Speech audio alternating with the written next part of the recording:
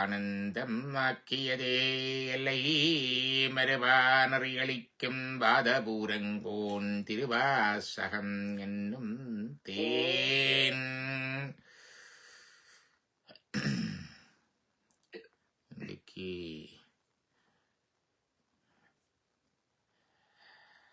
நாங்கள் மார்கழி மாசம் இன்றைக்கு தொடக்கம்.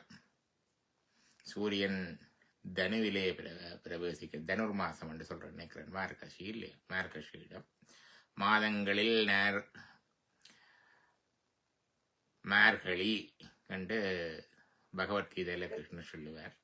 அந்த மார்கழி மாதம் இன்றைக்கு தொடக்கம். இது தேவர் காலுக்கு சூரியன் உதயத்துக்கு அந்த விடியற்காலைக்கு முந்தின பிரம்ம முகூர்த்தம். எல்லாரும் விரும்பி அங்க படிக்கிறார்கள். நாங்களும் அவையோட சேர்ந்து படிக்கிற பண்டசராசிரமங்கும். அதான் இது. மார்கழி மாசத்துல திருப்பள்ளி எழுச்சி படிக்கிறது வளமை. சைவ மரபில், வைணவ மரபில் திருப்பாவை 30 பாடல்கள் இருக்கு, படிப்பார்கள். அத்தோட மார்கழியில நாங்கள் தோத்திரமாக திருவாசகத்தை மட்டுமே பாடுகின்ற ஒரு மரபு. அது எழுதி வச்ச விதி என்று இல்லை, ஒரு மரபாக இருந்து வருகின்றது. அந்த விதத்தில் நாங்கள் திருவாசகத்தை கொஞ்சம் பார்ப்போம். இன்றைக்கு தொல்லை இரும் பிறவி கண்டு வந்தது. தொல்லை இரும் பிறவி சூழந்தலனைக்கு இது எந்த பாடல் திருவாசகத்துல? முதலாவது. இது திருவாசகத்தின் பாடலோ? இல்லை, இது திருவாசகத்துல இருக்கிற பாயிரம் என்று சொல்லுவார்கள். பாயிரம் என்றால் என்ன?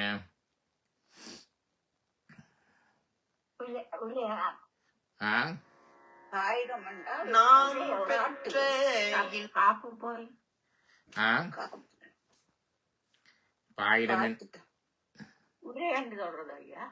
உரை இல்லை. பாயிரம் என்பது திருக்குறள்லயே நாங்க சொன்னோம். பாயிரம் முதல் 4 அதிகாரமும் பாயிரம் என்று சொன்னோம். பாயிரம் என்றா என்ன? ஒரு நூலுக்கு முகவுரை அல்லது அணிந்துரை என்று சொல்லுவார்கள். இப்ப இன்னொருவர் எழுதுறது பாயிரம்.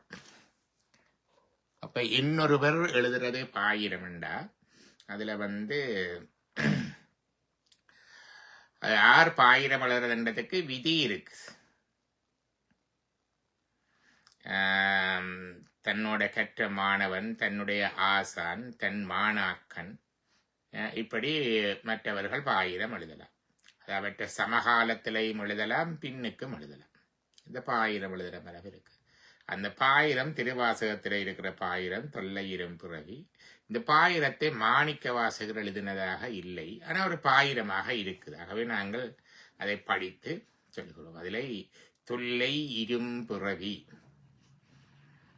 தொல்லை என்றால் தெரியும், டோமென்டிங்.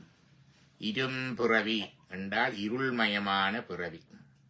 வள்ளுவர் சொல்லுவார், அருள் சேர்ந்த நெஞ்சினார்கிள்ளை இருள் சேர்ந்த இன்னா உலகம் புகழ் என்றார். இருள் சேர்ந்த இன்னா உலகம் என்றவர் சொன்னார். அது மர்மையில. இது இங்க இரும் பிறவி, இருள் சேர்ந்த இந்த பிறவி. இருள் என்பது இங்க ஆணவத்தை குறைப்பது.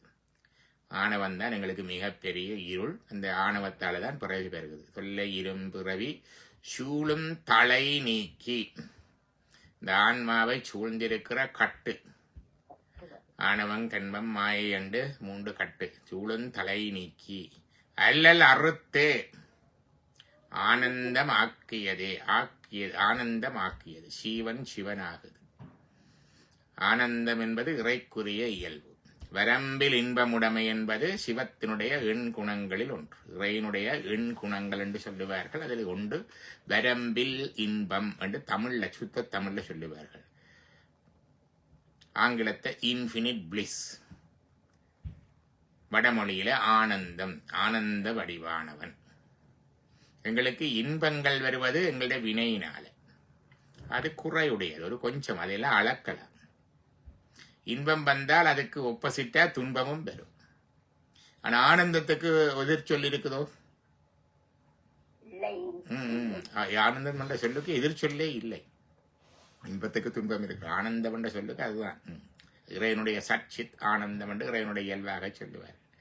ஆனந்தம் ஆக்கியதை என்றால் நீங்கள் இறைவுடன் ஒன்றும் பொழுது சீவன் சிவனாகும் பொழுது அந்த ஆனந்தம் உங்கள் ஆனந்தம் ஆகிறது.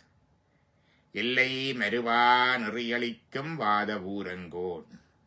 எல்லை மறுவா நெறி என்ன?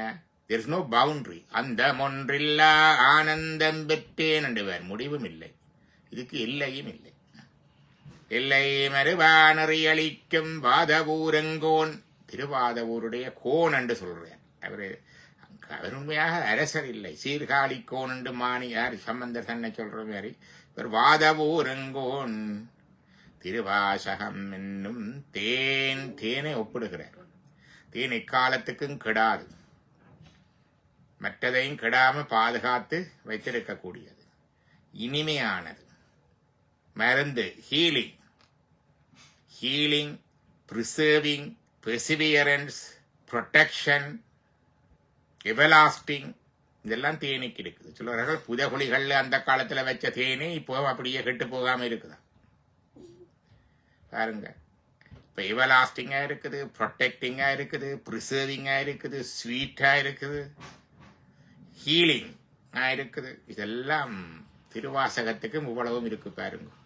It preserves us, it protects us, it maintains us, it nourishes us, it's sweet taste for us, enjoyment for us, and sustain us. அதான் திருவாசகம் என்னும் தேன் என்ற வார்த்தையை சொன்னேன். நான் அடுத்துவ மாணவனாக இருக்க டாக்டர் சிவகுமார் என்ற ஒரு பிசிஷியன் இருந்தவர், கேள்விப்பட்டிருப்பீர்கள். அப்போ அவருடைய ஒரு நீரிழிவு நோய் அழக இருக்கிறார். ஐயா, தேன் குடிக்கலாமோன்ட்டு, தேன் கொஞ்சம் எடுக்கலாமோன்ட்டு. அவருக்கு நல்ல டயபெட்டிஸ், சுகர். அவர் சொன்னார், ஓம் தாராளமா எடுக்கலாம். என்ன சொன்னார்? தாராளமா எடுக்கலாம் என்று போட்டு சொன்னார். திருவாசகம் என்னும் தேன் மட்டும் என்றார். திருவாசகம் என்னும் தேன் மட்டும், அந்த பிராண்ட் மட்டும் எடுக்கலாம் என்றார். அது அவருடைய, இது எங்களுடைய திருவாசகத்தின் காப்பு செய்யுளாக இருக்குது. இனி இதுக்குள்ள நாங்கள் எங்களுடைய மெயின் பார்க்கலாம். அந்த சிவபுராணத்து ஒரு பார்ப்போம். சிவபுராணம் வெப்சைட்லேயும் இருக்கும், ஆனால் வெப்சைட்டில் இதோடு எடுக்க இல்லாது. நான் இதுக்குள்ள பார்த்து எடுக்கிறேன். 1 minute. உங்களுக்கு ஐயாண்டு படம் தெரியும்? இல்ல ஒன்னும் போட படம் வேற இல்ல. படம் போட்டாச்சு. பல பேரின் வேண்டுகோளுக்கு இணங்க படம் வெளியிடப்படுகிறது. நிறைஞ்ச மாதிரி இருக்கும். அது படம் ஒரு கோயில் மாதிரி இருக்கும். இதுல எங்க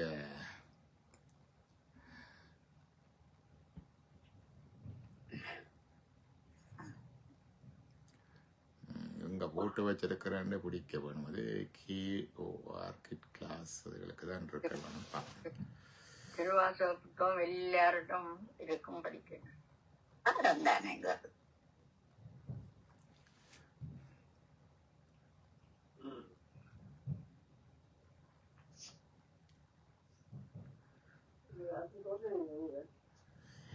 நினைக்கிறேன் இதுல போய் எடுக்கிறது ஈஸியா இருக்கும். எனக்கு வெப்சைட்லயே பார்ப்பேன்னாங்க, பார்த்து கொண்டு போக சரியா இருக்கு. ஷேரிங் ஆப்ஷன் எடுத்துட்டு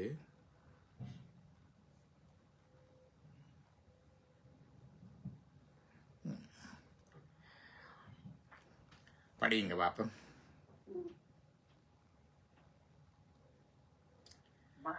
முதலாவது வரி, நமச்சிவாய நமச்சிவாய வாழ்க. இது முழுக்கவே ஒரு பெரிய கிளாஸ் வந்தது, ஆனால் சுருக்கமா சொல்லிக் கொண்டு போகும். நமச்சிவாய, நம சிவாய என்பது மந்திரம். நம சிவாய என்பது மந்திரம்.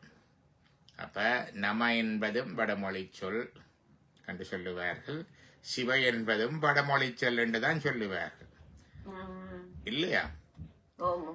ஆனா வடமொழி சொல்ல ரெண்டும் சேரேக்க நம என்ற சொல்லும் சிவ என்ற சொல்லும் சேர்ந்தா நம சிவாய என்றுதான் வரும். நம சிவாய என்றுதான் வரும். அப்படித்தான் ஓ வடமொழி ரெண்டு சொல்லு சேரேக்குள்ள இடையில இச்சன்னா வராது. கருணாநிதி கருணை சகநிதி கருணாநிதி தான். கருணையா நிதி கருணை நிதி எல்லாம் வராது. கருணை நிதி எல்லாம் வராது. ரெண்டு வடமொழி சொல்லு சேர்ந்தா நடுவில் அது வராது. வடமொழி புணர்ச்சி வித்தியாசம் தமிழ் சொற்புணர்ச்சியை விட. ஆனால் இஞ்ச பாருங்கோ நம என்ற சொல்லும் சிவ என்ற சொல்லும் வடமொழியிலே தாண்டி தமிழ் மொழியிலேயும் இருக்குது. ஆனபடியாத்தான் இச்சன்னா வந்தது இடையில. இல்லாட்டி என்ன இச்சன்னா வரும். அப்ப நமச்சிவாய என்பது தமிழிலேயே சிவமும் நவமும் தமிழ் சொல்லு என்பதையும் குறைக்குதுங்க. அது விளங்குதோ? அது நாங்க எழுதக்கையா நமச்சிவாயம் எழுதணும். நீங்கள் எப்படியும் எழுதலாம். ரெண்டு எழுதினாலும் உண்டுதான். அது பிரச்சனை இல்லை. ஆனா வடமொழியில இங்கிலீஷ்ல எழுதுறது தமிழ்ல எழுதுறது ஒன்று இருக்கல்ல. நான் எழுதியக்குள்ள இங்கிலீஷ்ல எழுதியக்க ஆறலம்போதன் எழுதுவேன் ராமநாதன். தமிழ்ல எழுதியக்க ஆறலம்போதன் எழுதுறீங்களே தமிழ்ல எழுதியக்க ஈனாலம்போதன் எழுதுவேன். அப்ப அந்த ஆர் தமிழ்ல ஈனாவாகுதுன்னு. தென்னிந்திய மரபில இரா என்று போடுவார்கள் இல்லையோ? அங்க போயிட்டு பார்த்தா அதாவது இங்கிலீஷ் அப்படியே ஏர் என்று போடுறது. அது கூட ஏர்லாம் போதுறன்னு வந்துடும். அது பிறகு அப்ப அதுல எல்லாம் போதுறாலும் ஆறுலாம் போதுறன் ஒன்று தானே. ஆங்கில மரபில ஆறுலாம் போதுறன், தமிழ் மரபில ஈலம் போதுறன். சரிதானே? அதே மாதிரித்தான் நமச்சிவாயம். மொழி கடந்தது. தமிழ் மொழி வடமொழி ரெண்டுக்கும் பொது. ஆனவழியாத்தான் நமச்சிவாயம். ஒவ்வொரு நாளும் எழுதுறேன். நமசிவாயம் தான் எழுதுறேன். வா அல்க அல்க அல்க என்பது அந்த நாளில் எழுத்தண்ணி படிக்கிறது. இதெல்லாம் இலக்கணம் இருக்கு. இதுக்கு சொல் இருக்கும். அப்ப அகவட்பா நிறமண்டல ஆசிரியப்பா என்ற ஒவ்வொன்றுக்கு இலக்கணம் இருக்கு. இலக்கணம் வரைக்க சொல்லு அப்படித்தான் வர வேணும். வாழ்க என்றா ஒரு சொல்லு குறைஞ்சிடும். அப்ப இந்த சொற்கு அமைதி வேணுவதற்காக அங்க ஆ வச்சார். வா அல்க. இந்த இறைவனையே வாழ்த்துற மரபு சைவத்துல தான் இருக்கு. நன்னைக்கில வேற இஸ்லாமிய மரபுல அல்லது கிறிஸ்தவ மரபுல லாங் லிவ் ஜீசஸ் என்று சொல்றதோ கடவுளே நீ வாழ்க என்று சொல்றதோ இல்லை. என்ன உம்முடைய பெருமைகளை கீர்த்திகளை சொல்லவும் அவரை வாழ்க என்று வாழ்த்துறது இருக்குதோ? வாழ்த்துறேன்டா எங்களுக்கு ஒரு தகுதி வேணும். என்ன சொல்லுவார்கள், உங்களோட வாழ்த்த வயசில்லை வணங்குகிறோம் என்று சொல்லுவார்கள். அது இங்க இறைவனுக்கே நாங்க பல்லாண்டு பாடினாக்கள். லிவ் லாங் இயர்ஸ் என்று சொல்லி இறைவனுக்கே பல்லாண்டு பாடினாக்கள். அப்ப இறைவனை எங்களவு அகமயப்படுத்துறோம் நாங்கள். எங்களுக்கு கிட்ட இன்றி அப்பு நீ நல்லா இருக்கணும் சொல்றது இருக்கல. யாருக்கு சொல்லுவேன் நல்லா இருக்கணும் கிட்ட அன்பா அனித்தா இருக்கிறாக்களுக்கு தானே சொல்றது. நமக்கு கீழே இருக்கிறாக்களுக்கு கிட்ட இருக்கிறாக்களுக்கு நீ நல்லா இருக்கணும் சொல்றது. அதுதான் நமச்சிவாய வாழ்க என்று சொல்றது. அப்ப இங்க சொன்ன நமச்சிவாய மந்திரமா நாமமா?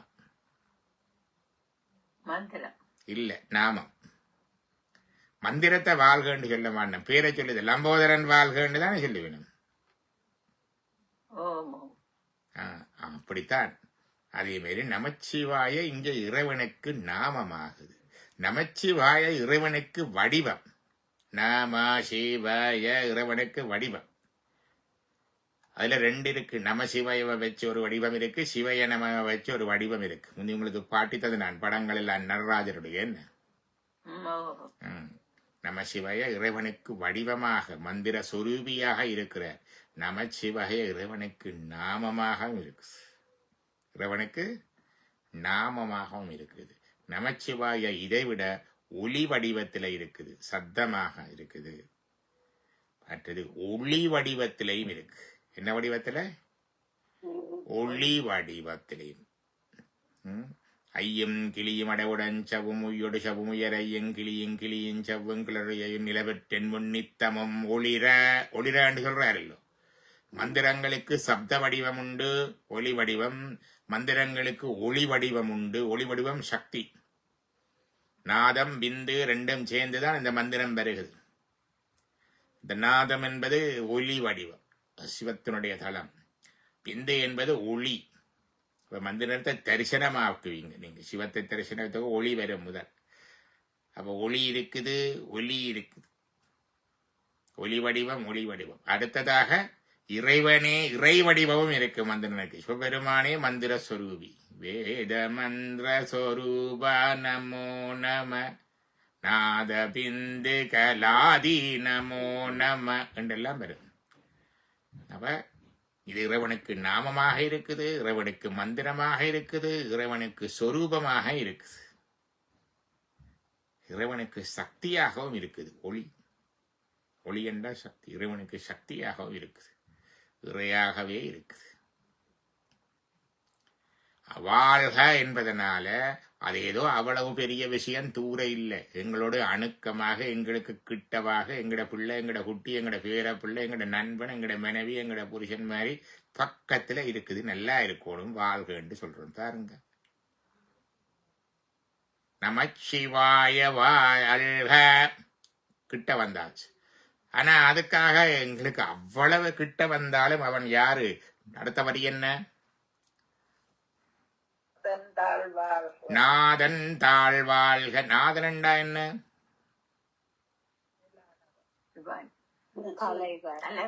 தலைவனை நாதன் என்று சொல்றது. லார்ட் அல்லது தலைவன் என்றால் எவ்வளவுதான் நாங்க வாழ்த்தி அவர் எதென்றாலும் அவர் எங்களை விட மிக பெரியவர். எங்கள் எல்லாருக்கும் தலைவன் அவர் தான். He is only head, பதி. அவர் தலைவன். அடுத்தது நாதன் என்பதற்கு இன்னொரு கருத்து. 36 தத்துவங்கள்ல சிவ தத்துவங்கள் சிறப்பு.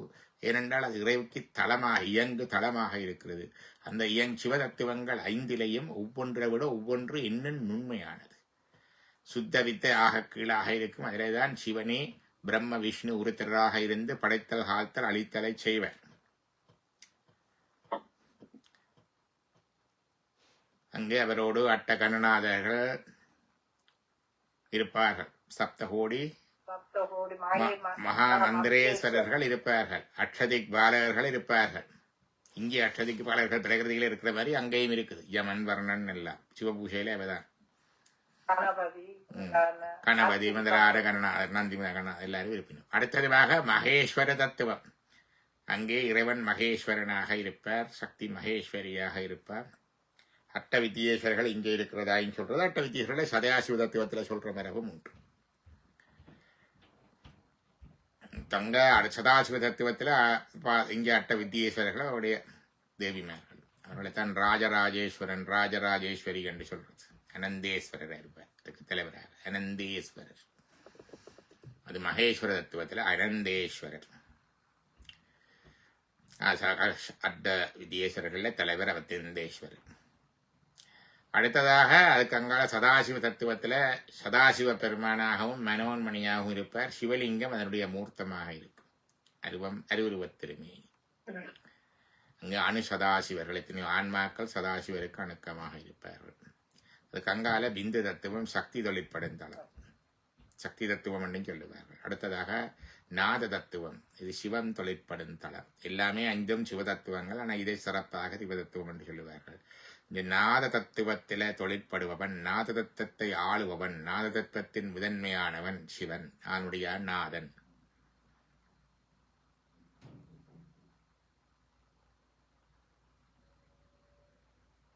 நமசிவாய மந்திரம் இருக்குது. அந்த பிரணவ மந்திரத்திலேயும் இந்த நாதம் வரும். ஆ உ ம பிந்து நாதம். ஆ என்பது அடிவயிற்று மூடாதாரம் இருக்கும் தொடங்கி. ஊ என்பது நடுவயிறு நெஞ்சில நின்று. மா என்பது கண்டத்துல வந்து. உண்மண்ட அந்த புள்ளி பிந்து நெத்தி பொட்டு, அங்கதான் பொட்டு வைக்கிறது. பிந்து என்றாலே பொட்டு.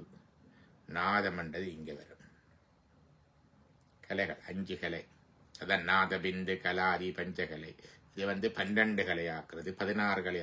நாதத்துக்கு அங்காலதான், அங்கால மற்ற கலைகள் எல்லாம் நாதாந்தம். நாதமுன் நாதாந்த முடிவன் நவதி இந்த பூதமும் போத பொருள் மட்டும் குமரகுரு சொல்லுவார். அப்போ நாதத்துக்கு அங்கால தான் நாதாந்தம், பஞ்சாட்சரத்துக்கு அந்த இதுவும் இருக்கு. அப்போ நாதத்துக்கு தலைவன் நாதன் தாழ் வாழ்க. என்னதான் அவனுக்கு அணுக்கமாக இருந்து நாங்கள் வாப்பு நீ நல்லா இரண்டு சொன்னாலும் அவர் எங்கட தலைவர். அவற்றை காலுக்கு கீழே தான் நாங்கள் தூக்கிய திருவடிக்கு கீழே சிவத்துக்கு சமமாக சிவத்துக்கு ஒன்றாதல் எல்லாம் சொன்னாலும் அவருடைய தூக்கிய திருவடிக்கு கீழே நாங்கள் அதான் தாள் என்பதை வச்சோம். நாதன் தாள் வாழ்க. ஒரு வரியில எவ்வளவு கருத்து வந்துட்டது என்ன? அணுக்கமானவர் தலைவர், அவருடைய திருவடிக்கு கீழே தான் நாங்கள். நாத தத்துவத்துக்கு தலைவர், நாத தத்துவத்தை ஆளுபவர், எங்களுக்கு தலைவராக இருப்பவர், எங்களுக்கு அணுக்கமாக இருப்பவர், அவருடைய நாமன் நமச்சிவாய். அதான் வாழ்க என்று சொல்றோம். நமச்சிவாய் என்பது மந்திரமாயிருக்குது, நாமமாயிருக்குது, ஒலியாயிருக்குது, ஒளியாயிருக்குது, அவருக்கு உருவமாயும் இருக்குது, தமிழாயும் இருக்குது, வடமொழியாயும் இருக்குது. அடுத்தது என்ன சொன்னார்? எப்பொழுதும் என் நெஞ்சில் நீங்காதான் தாழ்வாழ்க. இமைப்பொழுதும் என் நெஞ்சில் நீங்காதான் தாழ்வாழ்க. Who never quits my heart. நெஞ்ச், இங்க நெஞ்ச் என்பது ஹார்ட் என்றது இதயம் என்று சொல்றது பொதுவா ஆன்மாதான். ஆன்மாவை விட்டு இறைவன் பிரிவாரோ? எல்லா ஆன்மா உயிரிலையும் இருக்கிறேன். எங்கள் மனித உயிர் மட்டுமல்ல, அத்தை முதல் எறும்பு ஆன உயிர் 84,100,000 யோனி வேதன் நிறசேர படைத்து அவற்றின் உயிர்க்கு உயிராய் நின்றான்.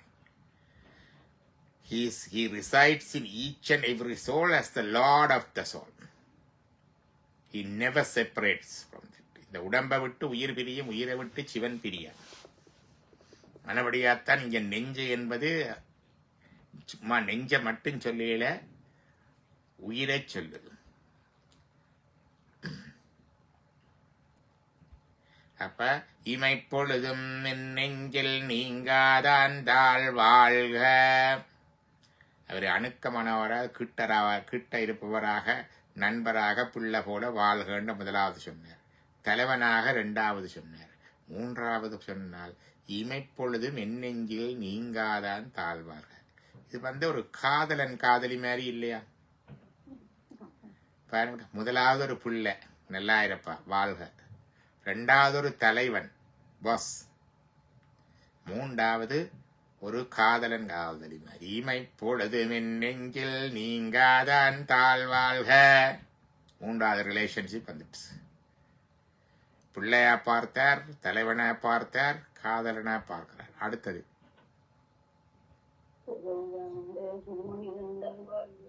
கோகலி ஆண்ட குரு மனிதன் தாழ் வாழ்க. இப்ப குருவா பார்க்கிறார் பாருங்க. இறைவனை அணுக்கமாக புள்ள போல பார்த்து நமச்சிவாய வாழ்க என்று வாழ்த்தினார். அவன் நாதன் என்று தலைவன் என்று வாழ்த்தினார். எல்லா உயிர்களையும் பிரியாமல் நெருக்கமாக இருக்கிறதாக நெருக்கமாக நின்று அன்போட காதலன் காதலிய வாழ்த்துறது போல வாழ்த்தினார். இப்ப குரு கோகலி என்ற திருப்பெருந்துறையிலே என்னை ஆட்கொண்ட ஆண்ட குருமணி.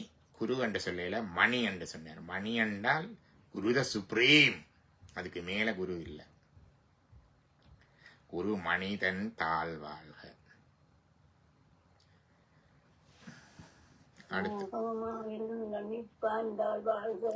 ஆகமமாகி நின்று அவர் நமச்சிவாய மந்திரத்தில் ஒலி வடிவம்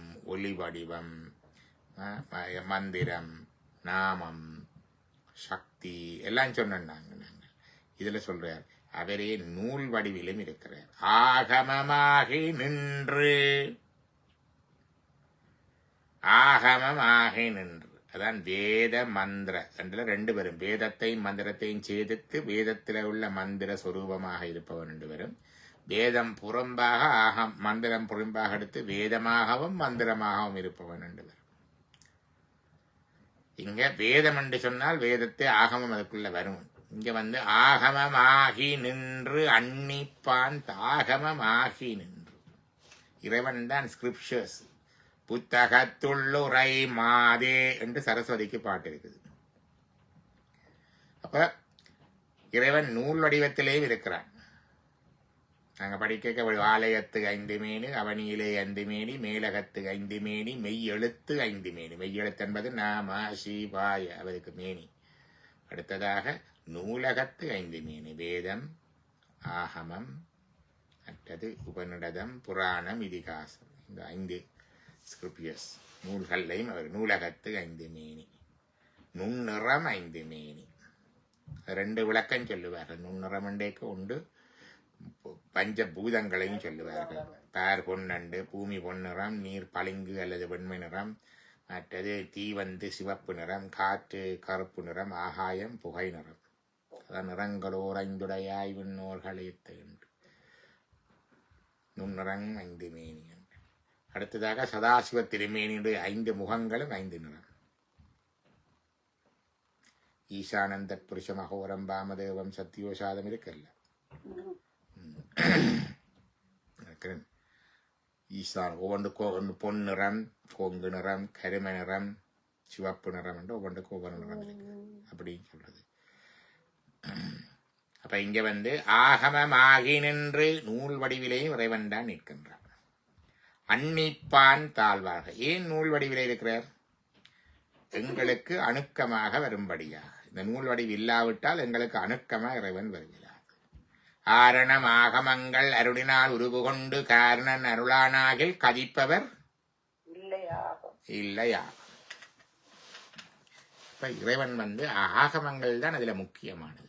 வேதங்கள் எல்லாம் ஒவ்வொன்றை சொல்லி இருக்கு. நாங்கள் எல்லாம் படிக்கிறோம் தானே. ஓம்காரத்தை பற்றி சொல்லி இருக்கு, காயத்ரியை பற்றி சொல்லி இருக்கு, அக்னிஹோத்திரத்தை பற்றி சொல்லி இருக்கு, உபாசனை ஒவ்வொரு விதமாக சொல்லி இருக்கு. அது ஒவ்வொருத்தரும் இருந்து யோசிச்சு செய்ய வேணும். ஆனா ஆகமங்கள் எங்களுக்கு இலகுவான வழி வச்சிருக்கு. ஒரு மூர்த்தியை வச்சு, ஒரு விளக்கை வச்சு, ஒரு பாலத்தை வச்சு, ஒரு பாலை வச்சு, ஒரு பூவை வச்சு, ஒரு தண்ணியை வச்சு இலகுவாக பூசை பண்ணி அங்க போகக்கூடிய வழியை ஆகமன்னு சொல்லி அணுக்கமாக்கு. அன்னித்தலண்டா அணுக்கமாது. மற்றது அன்னித்தலண்டா உண்ணுதல் அல்லது அனுபவித்தல். ஆகமமாகி நின்று அன்னிப்பாண்டால் வாழ்கண்டா இறைவன் எங்களுக்கு அணுக்கமாக வருவதற்குரிய இலகுவான வழிமுறைகள் உத்திகளை ஆகமத்திலே தந்திருக்கிறார். ஒரு மரத்தை கும்பிட்டும் போகலாம் இறைவன்கிட்ட, கல்லை கும்பிட்டும் போகலாம், நெருப்பை கும்பிட்டும் போகலாம், தீபங்காட்டியும் போகலாம், தூபங்காட்டியும் போகலாம் இறைவன்கிட்ட. இப்படி பலவிதமான வழிமுறைகளை அவைக்கு ஏற்ற மாதிரி நீங்கள் உண்டும் மாற்ற தேவையில்லை. யூனிஃபார்ம் மாற்றணும், சாப்பாடு மாற்றணும், உடுப்பு மாற்றணும் உண்டு இல்லை. 63 நேரம் மேலே பாருங்க, எல்லாரும் ஒரு யூனிஃபார்மாக போட்டது. கொமனா இருக்கிறது சிவசின்னம், திருநகர் ஒரு துராட்சம் இருக்கும், அவ்வளவுதான். அவர் செய்த தொழிலை செய்து கொண்டு அவர் நின்ற நிலையில நின்று கொண்டு அப்படியே போகல. அதுதான் அணுக்கமாதற்குரிய உத்திகளை ஆகமன் சொல்லி. வேதத்தில் இருக்கிற வழிகள் இருக்கிறது. அவை ஒவ்வொரு குரு இருந்து ஒவ்வொரு இடத்திலையும் வழிகாட்டி தர வேண்டும். கொஞ்சம் கடினமாக இருக்கு. இன்டெலெக்சுவலா விவேகத்தோட யோசிச்சு பார்த்து கதை அபியசிக்க வேண்டும். ஆகமத்துக்கு இன்டெலெக்சுவாலிட்டி தேவையில்லை. சின்ன பிள்ளையும் கும்பிடலாம், படித்தவரும் கும்பிடலாம், பாமரரும் கும்பிடலாம். அப்ப நமச்சிவாயவா அல்க நாதந்தாள் வாழ்க, இமைப்பொழுதும் என்னெஞ்சில் நீங்காதான் தாழ்வாழ்க, கோகலி ஆண்ட குருமனிதன் தாழ்வாழ்க, ஆகமமாகி நின்றன்னி பாண்டாள் வாழ்க. அடுத்தது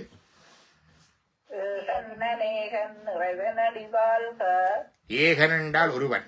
ஏகம் சத், அவனே ஒருவன். அவனே ஒருவன், அவனை விட வேறொன்றில்லை. ஆனா அதேனாக அநேகமாகவும் இருக்கிறான். எப்படி அநேகனா வருவர்? எல்லா உயிர்களிலேயும் உயிர்க்குயிராக இருப்பதனாலே அநேகன். ஏகனாகவும் இருக்கிறான், அநேகனாகவும் இருக்கிறான். அடுத்ததாக என்ன? இறைவன் என்று சொன்ன. இறைவன் என்றா என்ன? எல்லாவற்றிலும் எங்கு நீக்கமர நிறைந்திருந்தால் இறைவன்.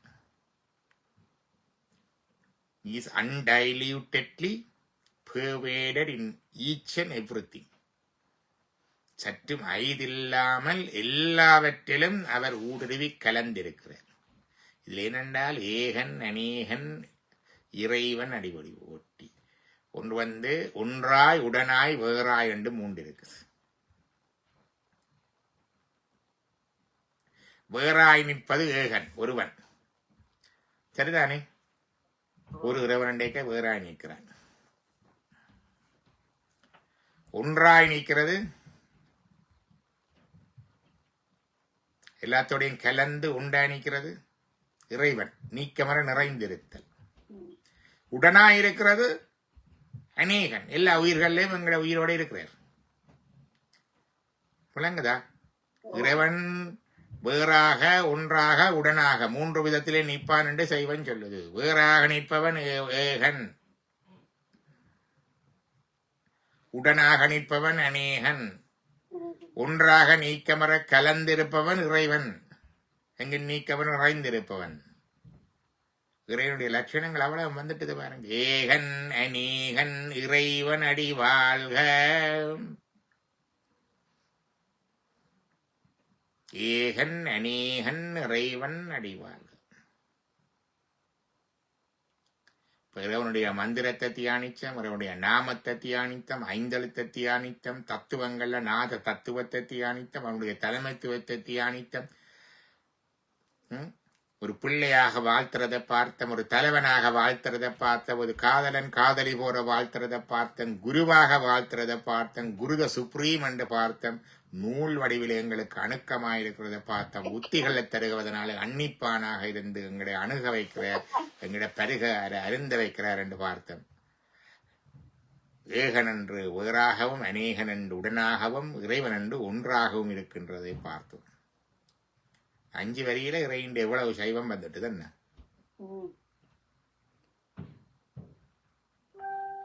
அடுத்தது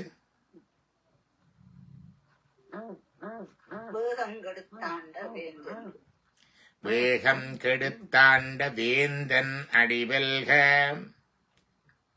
வேந்தனண்டா அரசன், வேந்தனண்டா அரசன். அது என்ன வேகம் கெடுத்தாண்ட வேந்தன்?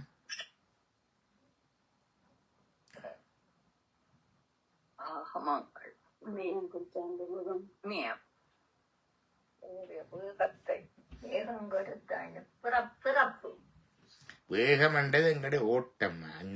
அந்த வாழ்க்கையில நாங்கள் ஓடி ஓடி எங்க போறோம் தெரிஞ்சு ஆங்கிலத்தில் ஒரு ரெட் ரேஸ். கிளம்புறம்பா, ஓடுறோம், வேலைக்கு போறோம், உழைக்க போறோம், பிறகு ஹாலிடேக்கு போறோம், பிறகு இப்படியே ஓடி ஓடி ஓடி ஓடி திரிகிறவன். அதுதான் எங்கட வேகம். அதை செய்யணும், இதை செய்யணும், அதை எழுதணும், இதை படிக்கணும், அதை கட்ட வேணும், இதை கொடுக்க வேணும், இதை வாங்க வேணும், எத்தனை ஓட்டங்கள். அதான் வேகம். அதை கெடுத்து நான் சொல்லுவேன், தூசு பறக்க ஓடி திரிகிறோம். அதாவது உள்ளுக்க இங்க அங்க இறைவன் இருக்கிறார், இமைப்பொழுதும் எண்ணெஞ்சல் நீங்காம இருக்கிறார். ஆனா எங்களுக்கு தெரியல, ஒற்றே புழுதிப்படலாம் தான். பிறகு அந்த வேகம் கெடுத்தோடனே எங்கட ஓட்டம் நிற்கும். ஓட்டம் நின்றோன்னா தூசி அடங்கும். அதான் மாற்ற மனங் களிய நின்ற மறையோனே. Running is necessary to know running is not necessary. சரஸ்வதியமாக எழுதுந்தவர் Nambi. Running is necessary to know running is not necessary. ஓடத்தான் வேணும், ஆனால் ஒரு நேரத்தில் விளங்க வேணும். ஓட தேவையில்லை. இந்த ஓட தேவையில்லை என்பதை உணர்வதற்காக ஓட வேணும்.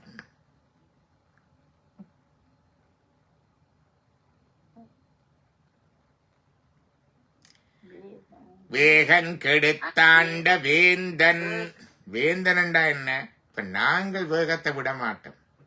லம்போதரனே காணும் இரு கண்டா இருக்க மாட்டோம். இல்லை இல்லை என்னும் செய்யணும் என்று ஓடிக்கொண்டு இருப்பவன்.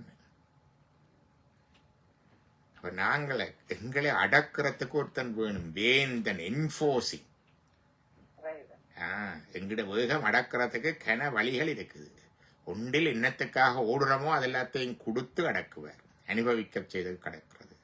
மற்றது அதுல போற வழியில இருக்கிற துன்பங்களை கொடுத்து ஐயையோ இதெல்லாம் காணும் வேண்டாம் என்று அடக்குவார். அப்படியும் செய்வார். தடுத்தும் அடக்குவார். சுந்தரமூர்த்தி எனக்கு வந்த மாதிரி கல்யாணம் கட்ட போன நிப்பார் தடுத்தாட்கொண்டது. கொடுத்தாட்கொள்ளுவார், கெடுத்தாட்கொள்ளுவார், தடுத்தாட்கொள்ளுவார். வேகம் கெடுக்கிறதுக்கு கொடுத்து அனுபவிக்க வச்சும் கழிக்க வைப்பார். இருக்கிறத கெடுத்து துன்பத்தை தந்து அல்லலை தந்தும் செய்வார்.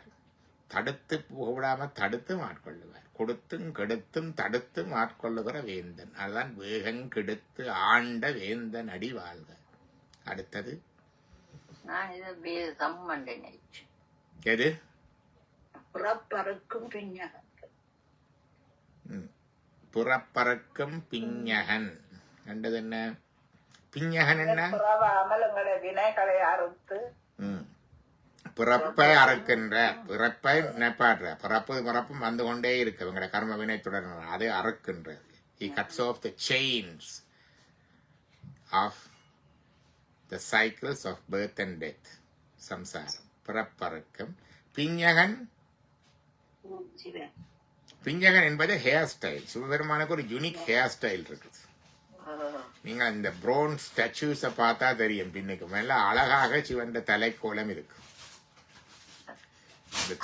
அந்த சடையிலையும் அதை செருகி இருக்கிற விதத்திலையும் அதை கட்டி இருக்கிற விதத்திலையும் ஒரு அழகு இருக்கு. அதைத்தான் பிஞகன். பிறப்பறுக்கும் பிஞகன் தன் பெய்களல்கள் வெல்க. பெய்களல்கள் என்றா என்ன? திருவடி கால்.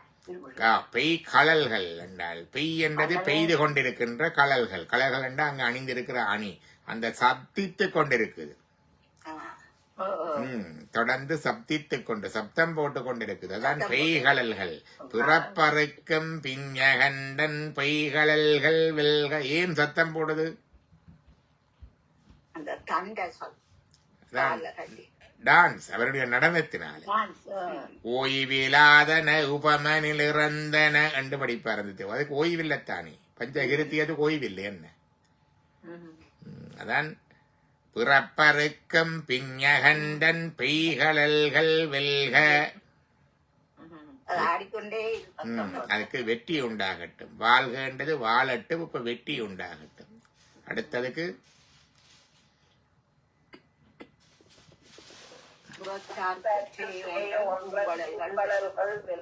பூங்கலர்கள் என்றா பூ போன்ற திருவடிகள். கலர் என்பது ஆபரணம் அல்ல, கலர் அணிந்த திருவடி ஆகு பெயர். பூங்கலர்கள் பூ போன்ற திருவடிகள் வெல்க. புறத்தார்க்கு சேயோன். சேயோன் என்றா என்ன? சேயோன் என்றா சே என்பது பிள்ளைய குறிப்பது. தாய் சே என்று இருக்கல்லோ. தாய் சேய் நலப்பிரிவு என்று சொல்லுவார்கள். சேய். சேயோன் என்பது முருகனுடைய பெயர். முருகனுடைய பெயரும் சேயோன். சே என்பது முருகனுடைய பெயராகியும் வரும். குழந்தையினுடைய பிள்ளையையும் சே என்று சொல்லுது. இங்க சேயோன் என்பது அண்மை சேய்மை. அண்மை என்றா கிட்ட, சேய்மை என்றா தூரம். இங்க சேயோன் என்பது தூரத்தில் இருப்பவன். யாருக்கு தூரத்தில் இருப்பார்? புறத்தார்க்கு. புறத்தார் என்றா என்ன?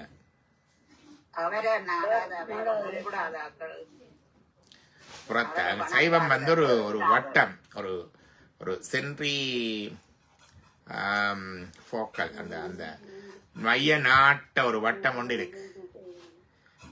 மடுவில சைவ சிவம் பதி பசு பாசம் அண்டர்ஸ்டாண்டிங் கூட இருக்கிறது இருக்குது முத்தினில. அதுக்கு அடுத்ததா ஒரு வட்டம், அது அகச்சமயங்கள் என்று சொல்லுவார்கள். அவர்களும் பதிபது பாசம் எல்லாம் சொல்லுவார்கள் அகச்சமயங்கள்ல. அதுல ஆணவம் என்றான் அதை பிரிச்சிருக்கின்றது எல்லாருக்கும் தெரியும். ஆனா முத்தி நிலையிலும் ஒவ்வொருத்தரும் வேற வேற சொல்லுவேன். அகப்புறச்சமயம், பிறகு புறச்சமயம். அப்படி தூர எங்கட அந்த ரியலைசேஷனுக்கு தூர இருக்கிறது புறச்சமயம். தெய்வம் கடவுள் இல்லை என்று சொல்றதெல்லாம் புறச்சமயம். பௌத்தம், சமணம், உலகாயுதம், கடவுள் என்னடா கடவுள் என்று சொல்ற எல்லாரும் புறப்புற தூரத்தில் இருக்கிற சமயங்கள். அவர்கள் வேதத்தையும் ஒத்துக்கொள்ள மாட்டார்கள், கடவுளையும் ஒத்துக்கொள்ள மாட்டார்கள். No scriptures, no God. அதுக்கு அடுத்ததா தெய்வம் இருக்குது. தெய்வம் என்பதோர் சித்தமுண்டாகி என்று வருது. பாஞ்சராத்திரம் என்ற வைணவம், மாயாவாதம் என்கிற வேதாந்தம், சாங்கியம், யோகம், நியாயம், இதெல்லாம் அதுக்குள்ள வந்துரு. ஷட் தரிசனங்கள் என்று சொல்லுவார்கள் இல்லையா?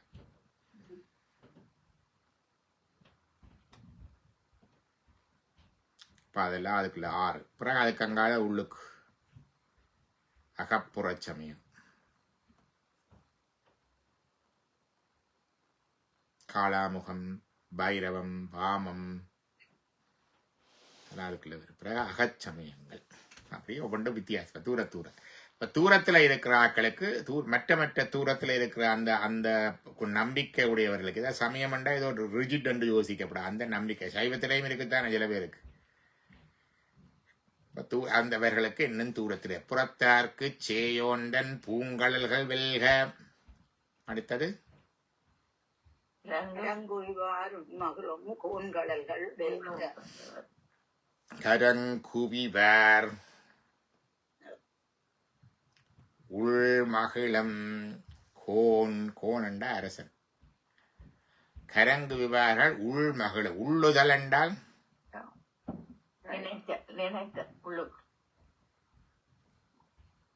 நினைக்கிறது. நேற்று சில உள்ளக்கெடும் என்று நேற்று வந்துச்சு. நன்மை செய்யவர்கள் உண்டைக்கின்ற உள்ளக்கான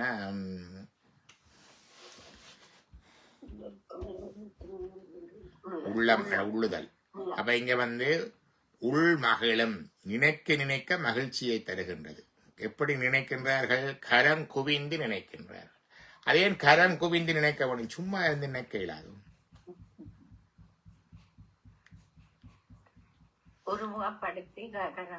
ஓ, ஏன் ஒரு முகப்படுத்துறதுக்கு கருத்தை குவிக்கிறோம்?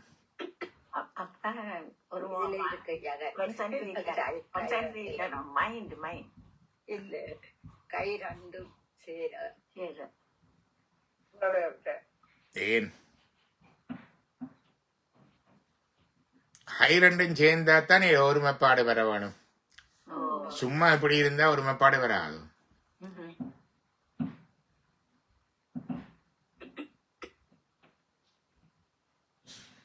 அவரோட நாங்க போய் செய்வோம். 5 கர்மேந்திரியங்களும் 5 ஞானேந்திரியங்களும் ஒன்றித்து ஒருமித்து லொக்க அடங்கிறது. கர்மேந்திரியங்கள் என்றா கால்.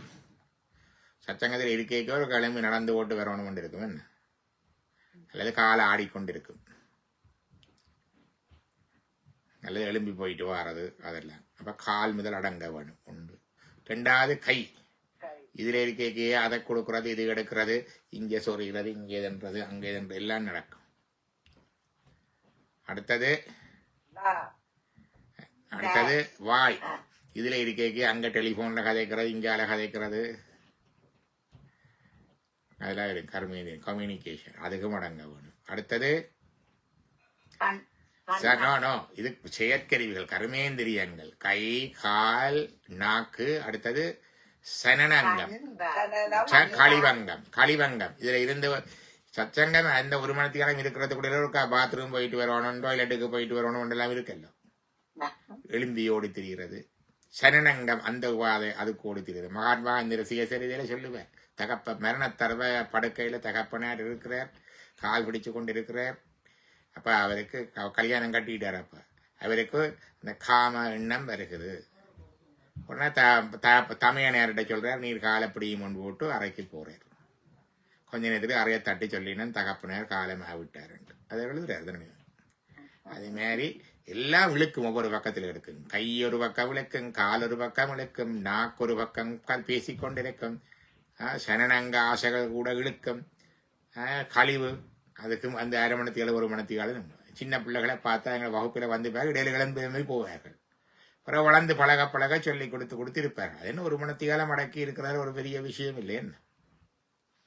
5 கர்மேந்திரியங்கள், 5 ஞானேந்திரியங்கள். கண்ணங்க பார்க்கும்.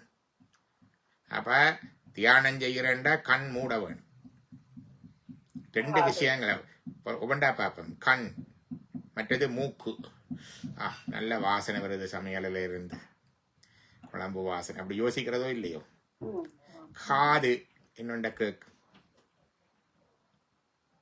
நாக்கு சுவைக்கிறதுக்கு.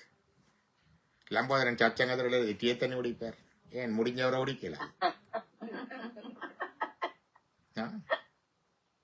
நாக்கு சுவைக்கிறது. நாக்கு 2க்கும் வரும், சுவைக்கிறதுக்கும் வரும், பேசுறதுக்கும் வரும். அடுத்தது தோல், தொட்டுணர்ச்சி. அதுல இருக்கைகளே இதுல சொறைகிறது, காலுக்கு பிடிக்கிறது, மசாஜ் பண்றது, இந்த இப்படி. அப்ப இந்த 10 இப்படி கொண்டு வந்து லாக் பண்ண வேணும். கர்மேந்திரியங்கள் ஞானேந்திரியங்கள் எல்லாம் லாக் பண்ணினாத்தான் அங்கால மனம் பெறும். அப்படி லாக் பண்ணினாலும் பத்தாது. 2 பேர் பெரிய குளப்படி வாய் இருக்கே ஏதாவது சாப்பிட்டு கொண்டிருக்கும். நீங்க பாருங்க, ஒரு டிவி ப்ரோக்ராம் நடக்கும், 5-6 நிமிஷத்துக்கு ஒருக்கா இடாளு வரும், அப்படி விளைக்க ஒரு எழும்பி போற ஃப்ரிட்ஜை திறக்கிறது, அதில் என்ன இருக்குன்னு பார்க்கறது, ஏதாவது குறிக்கிறது, இந்த வாயின் விளையாட்டு அல்லது கதைக்கிறது பேசுறது. இந்த 2 அவனால வாயை மூட வேணும். தியானத்தினால வழிபாட்டில் வாய் மூட வேணும். கண் தியானத்துல கண் மூட வேணும். ஏனென்றா எல்லா புலன்களும் காதுக்கு சத்தம் வந்தாத்தான் கேட்குது, நாவுக்கு பொருள் வந்தாத்தான் சுவைக்கு, மூக்குக்கு மனம் வந்தாத்தான் முகரம், தோலுக்கு தொட்டாத்தான் தெரியும். ஆனா கண் இங்கிருந்து அங்கே எறிஞ்சு போய் பார்க்கும். அதான கண் எறி என்று சொல்றது. இங்கிருந்து அங்க போய் பார்க்கும், இங்கால போய் பார்க்கும். அதனுடையத்தான் தியானம் என்றா கண்ணை மூட வேணும். வழிபாடுண்டா கண்ணை திறந்து முன்னுக்கு இருக்கிற முகூர்த்தத்தை பார்க்க வேணும். அதுதான் உருவ வழிபாடு. ஏன் உருவம் இருக்கின்றது? முன்னால முருகனோ பிள்ளையாரோ அல்லது ஒளியோ தீபமோ ஏதோ ஒன்று வச்சுத்தான் கும்பிட வேணும். ஏனென்றால் கண்ணுக்கு இந்த விளையாட்டு 2 குளப்படிகாரர் வைக்கணும். 10 பேரையும் கட்டி ஒட்டி அடக்க வேணும். அதுல 2 பேரை இறுக்கி வச்சிருக்க வேணும். ஒன்று கண், ஒன்று வாய். இதுதான் கரங்குவிதல். இப்படி செய்ய மனம் ஒருமைப்படும். ஏன் இப்படி கும்பிடுற, இப்படி கும்பிடலாம் தானே, இப்படி கும்பிடலாம் தானே. இதுதான் கரங்குவிதல். இந்த கரங்குவியக்குள்ள ஆட்டோமேட்டிக்கா இதெல்லாம் நடக்கும்.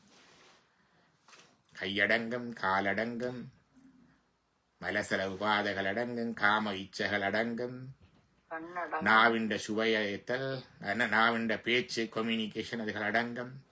பிறகு அங்கால 5 சுவையடங்கம், கண்ணறியாது கண்ணடங்கம், காது கவிகள் கேட்கறது எல்லாம் பிறந்தாலும் அங்கால இங்கால போகாது அடங்கம். எல்லாம் அப்படியே அடங்கி நிற்கும். அதான் கரங்குவிதல். கரங்குவிவர். அப்படி கரங்குவிந்தா உள்ளுக்கு உள்ளுதல், நினைத்தல், நினைக்கிறது. உள்ளுக்கு கரங்குவிந்து உள்ளுக்கு நினைக்க விடும். வெளியில இவ்வளவு வந்துட்டா உள்ளுக்கு நினைக்க விடும். கரங்குவார் உள்ளுக்கு நினைக்க, அங்க வருவது மகிழ்ச்சி. கரங்குவிவார் உள் மகிழங்கோன் கடல்கள் வெல்க. கரங்குவிதல்ல இவ்வளவு இருக்கு. அடுத்தது சிறங்குவிவார் ஓங்குவிக்கும் சீரோன் கடல் வெல்க. அவர் சீரோன். நான் சொன்னேன் சிவன் என்றால் எத்தனை கருத்து இருக்கண்டு. சிவந்தவன், செம்மை சிவந்தவன். ஏன் சிவந்தவன்? கோபத்தினால் சிவந்தவன். அவன் ருத்திரன். ஏன் சிவந்தவன்? அவன் தீயைப் போல அழித்தலை செய்பவன், அழித்தல் கடவுள், சம்ஹாரமூர்த்தி சிவந்தவன். ஏன் சிறந்தவன்? செக்கச் சிவேரன அழகானவன், செந்தாமரை காரணையமேனி திருமேனி, செம்பவளத் திருமேனி, பவளமலை. அதால சிவந்தவன். ஏன் சிவந்தவன்? செம்மை ஆனவன், சீரானவன், நேர்த்தியானவன், குணங்கள் அனங்கள் பிணங்கள் குறைகள் ஏதும் இல்லாதவன், அப்பழுக்கற்றவன், ஆனா செம்மையானவன், சீரோன். இதெல்லாம் சிவத்துக்கு கருத்து. செம்மையானவன், நிறைவானவன், பூரணமானவன், எல்லாம் சிவம் என்ற ஒரு சொல்லுக்கு கருத்து. சீரோன் கடல். சீரோன் என்பது சிவத்தின் இன்னொரு ஒப்பனைப்பு. சீரோன் சீரானவன், சிறப்பானவனுடைய கடல் வெல்க. சிறங்குவிவார் ஓங்குவிக்கும். சிரத்தில் எங்க குவிக்கிறது? உண்டு. இதுல நாதத்தின் முடிவாக இங்கே இருக்கிறார்.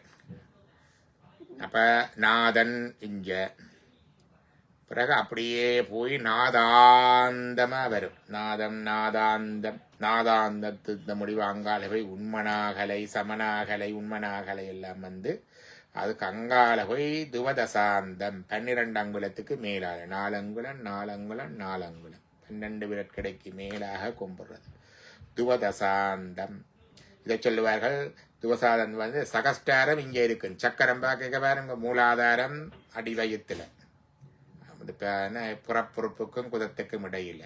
சுவாதிஷ்டானம் அடிவயிறு, பிறகு மணிபூரகம் பொக்குளும் அதுக்கு மேலும் கீழும், பிறகு அநாகலம் நெஞ்சு, விசுத்தி கண்டம், ஆக்ஞை புருவமத்தி 6 சக்கரம் வந்துட்டுது. அடுத்தது சகஸ்டாரம் இங்க நாத தத்துவம் அங்க வரும். நாதம் சகஸ்டாரம் அதுல சகஸ்டாரத்துக்கு அங்காலையும் இந்த நாதத்துக்கு அங்காலையும் இருக்குது. அப்ப இந்த கிளைகள் அதுக்கு அங்கால போயிருக்க அங்கால 4 அங்கால போனா அங்க இருக்கிறது துபதசாந்தம். இதுக்கும் அங்காலையும் இருக்குது. சிறங்குவிவர் என்ன சொன்னார்? ஓங்குவிக்கும். ஓங்குதலண்டா அதுக்கு மேல போறது. இந்த 12க்கு அங்கால 16 அங்குலத்தில் இருக்கு. அது கையை கெட்டாது. அப்பாலுக்கு அப்பாலாய் அது 16 அங்குலம். 12 வரைக்கும் தான் போகலாங்க. அதுக்கு அங்கால போவாது. அப்ப அதுக்கு அங்க சோடசாந்தம். இந்த துவதசாந்தம் சோடசாந்தம் ரெண்டும் உடம்புல இல்லாத சக்கரங்கள், ஆதாரம் இல்லாத சக்கரங்கள், நிராதார சக்கரங்கள். இங்கதான் சதாசிவமூர்த்தியை தியானிக்கிறோம். ஆதாரத்தாலே நிராதாரத்தே சென்று மீதானம். மீதானம் என்பது அங்க இருக்கிற சோடசாந்தம் துவதசாந்தம். செல்க என்று உந்தே வர விமலற்கு இடம் அது என்று உந்தே வர. சிவபூஜை செய்யக்க ஆன்மாவை அடைக்கலமாக கொண்டே அங்க இதுக்குள்ளால கொண்டு போய் சிவதசாந்தத்தில் இருக்கிற சிவத்திட்டு அடைக்கலமாக ஒப்புவித்து தான் பூஜை பண்ணுவான். அதுக்கப்புறம் ஆன்மாவை கொண்டு அங்க வச்சுட்டு உடம்பை எரிக்கிறது நடக்கு. ஒவ்வொரு நாளும் எங்களுக்கு சவக்கிரியை செய்கிறோன்னு சொல்றது என்ன? இந்த உடம்பை பானந்திரத்தால எரிச்சு சாம்பலாக்கி சாம்பலை திரட்டி எடுத்து சாம்பலுக்கு பால் என்கிற அமுதத்தை ஊற்றி அதுக்கு பிறகு திருப்பி சிவசரீரம் செய்கிறது. அதுதான் இந்த பூசை. அப்ப அங்க கொண்டு வரதான் சிறங்குவிவர் துவதசாந்தம். ஓங்குவிக்கும் அதுக்கு மக்கால இருக்கிற சோடசாந்தம். சீரோன் அங்க இருக்கிறதான் சீரோன் சிவன் சதாசிவன். கடல் வெல்கம் இவ்வளவும் பார்த்திருக்கிறோம். இன்றைக்கு ஒவ்வொன்றுக்கும் ஒவ்வொரு கருத்து வந்திருக்கு. எல்லாத்தையும் சேர்த்து இருக்கா படிப்போம்.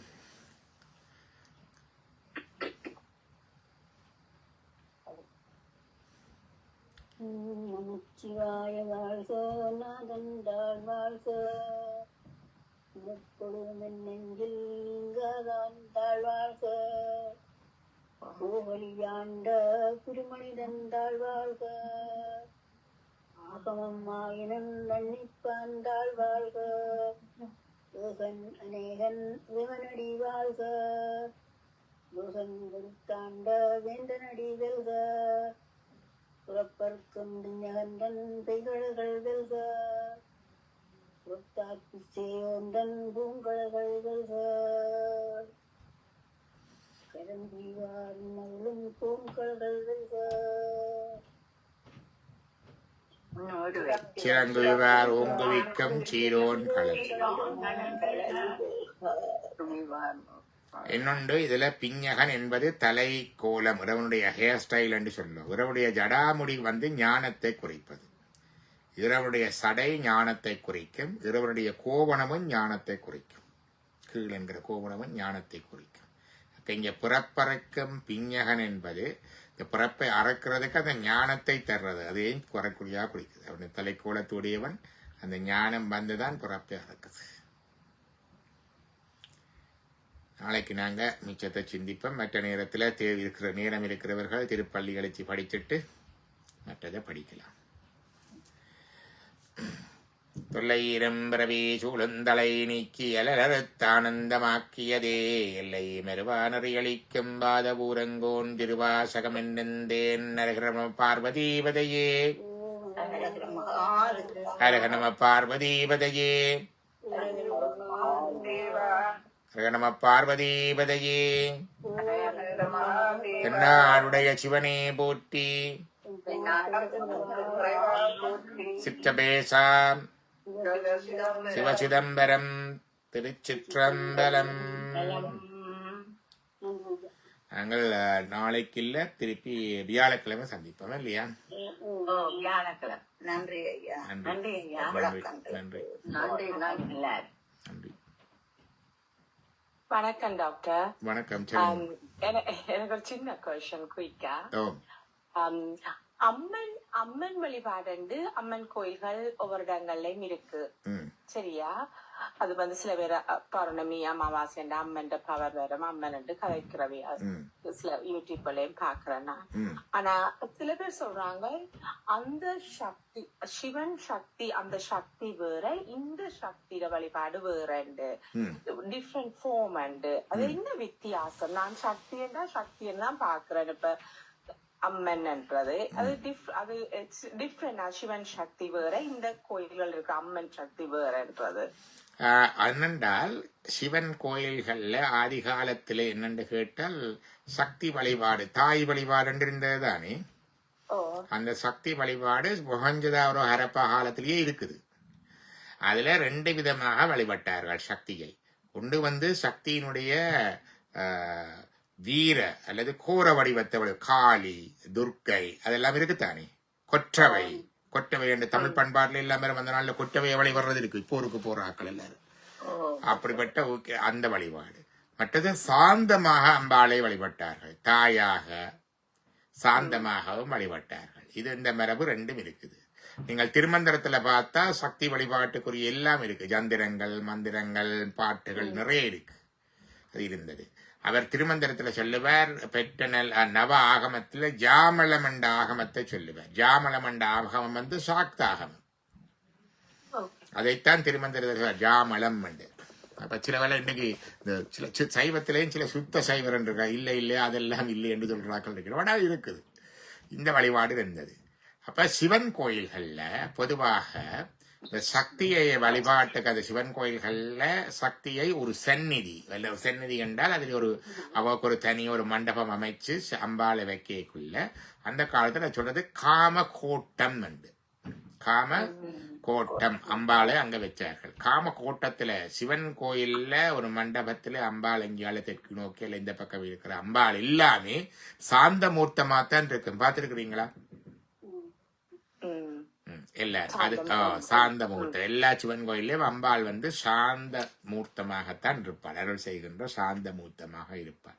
ஆனா சிவனுடைய அந்த கர்ப்ப கிரகத்து சுவர்ல நீங்க வடக்கு பக்கமாக பார்த்தால் அங்கே துர்க்கை இருப்பா.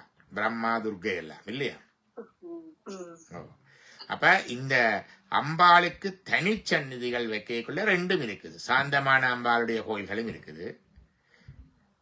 மற்றது காளி கோயில் துர்கா கோயில் அப்படியும் இருக்குத்தானே. 2 இருக்குது. எல்லாவற்றிலையும் நாங்கள் ஒரே அம்பாள் தான். அரந்தனக்கு ஐயை காளி என்ற பாடல் இருக்குது ஸ்கந்த புராணத்துல. அத சமஸ்கிருத சொல்லுவார்கள் ஒரே ஒரு சக்தி தான்.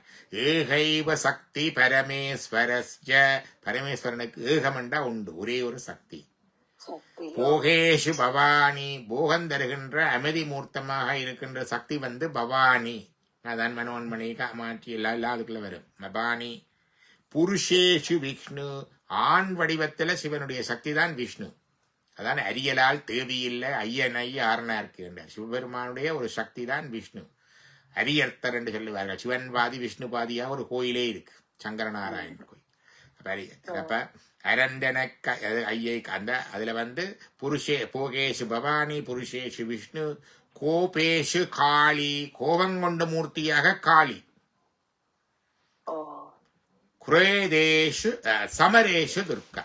சமர் என்றது யுத்தம். யுத்த காலத்திலே அவள் துர்க்கை. பாருங்க, யுத்த காலத்துல துர்க்கை கோபம் கொண்ட பொழுது. கோபண்ட அநியாயத்தை கண்டு கோபம் கொள்றது, அக்கிரமத்தை கண்டு கோபம் கொண்டது காளி. அப்ப ஊர்ல ஒரு அநியாயம் நடந்தா போய் அம்பாளிட்ட ஐயா அம்மா தாயே போய் இருக்கிறது இல்ல, ஈரச்சிலையோட சுத்தி வர்றது முடிஞ்சு வைக்கிறது எல்லாம் செய்யணும். நாங்க அம்பாள்கிட்ட காளிகிட்ட போய் கும்பிடுறது. இப்படி செய்து போட்டாங்க, எனக்கு இப்படி அநியாயம் செய்து போட்டாங்க, இந்த காணியை பறிச்சு போட்டாங்க, என்ன எடுத்து போட்டாங்க, அடிச்சு போட்டாங்கன்ட்டு அம்பாள்கிட்ட போய் சொல்றது. ஏண்டா காளி வந்து கோபமூர்த்தம். போருக்கு போகிற பொழுது துர்க்கையை குறிப்பிடுவார்கள். அர்ஜுனனுக்கு பகவத்கீதை மகாபாரத்திலேயே வருவார். அர்ஜுனனுக்கே கிருஷ்ணா சொல்லுவார் போருக்கு முதல் துர்க்கையை வழிபடு. அவன் துர்க்கையை வழிபட்ட இடத்துல ஒரு பெரிய துர்க்க கோயிலே இருக்கு குருஷேத்திரத்துல. தமிழ்நாட்டுல கொற்றவை என்று கும்பிடுவார்கள், துர்க்கையை கொற்றவை என்று கும்பிடுவார்கள். போருக்கு போகிற பொழுது கும்பிடுவார்கள். அதே மாதிரி அமைதியான வாழ்க்கையில இருக்கிறவர்கள், அமைதி வாழ்க்கையில இருக்கிறவர்கள், போகம் வேண்டுபவர்கள், உலக வாழ்க்கை அம்பாளை சாந்த மூர்த்தமாக வணங்குவார்கள். இப்ப ஓ எல்லாமே ஒரே அம்பாள் தான், ஏகைவ சக்தி. அது அவரவருடைய மனப்பாங்கு, பாரம்பரியம், வழிபாடு, நாட்டத்தை பொறுத்து ஒருவர் காளியை கும்பிடுவார், ஒருவர் துர்கையை கும்பிடுவார், ஒருவர் பவானி அல்லது அமைதி மூர்த்தங்களை கொண்டுவார், இன்னொரு சிவனோட சேர்ந்த சக்தியாக கும்பிடுவார், இன்னொரு சிவத்தை கும்பிடுவார், இன்னொரு விஷ்ணுவை கும்பிடுவார். அவ்வளவுதான். ஓ சரியா? ஓகே, நன்றி. தேங்க்யூ தாத்தா. அருமையான கிளாஸ் ஐயா. சிவ சிவா. தேங்க்யூ. இது எங்களுக்கும் நல்லா எங்களுக்கும் கொடுத்து வச்சிருக்கேன். சிவ சிவா. எனக்கும் கொடுத்து வச்சிருக்கு உங்களோட சேர்ந்து இதெல்லாம் சிந்திக்கிறதுக்கு, பேசுறதுக்கு.